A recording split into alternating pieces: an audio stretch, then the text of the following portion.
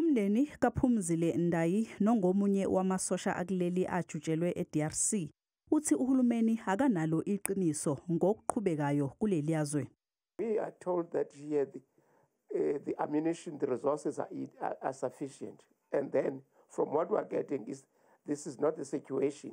So that is lies to us. And in fact, there is a lot of confusion, a blanket of confusion here.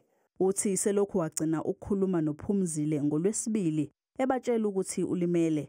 Emva kwalokho wangeniswa esibhedlela kodwa ke kuze kube manje udunguza ebumnyameni ngesimo sakhe. We are devastated, I'm telling you. We don't know what to do. So that's why I had to actually reach to each and everybody to know what is happening. Uthi ke uzamile ukubhalela okhulumela iSANDF kanye neParliament ngalolu daba kodwa ayikho impendulo. I asked him, why is it that they don't communicate with the family? There is no answer, there's no reply to that particular email up to now.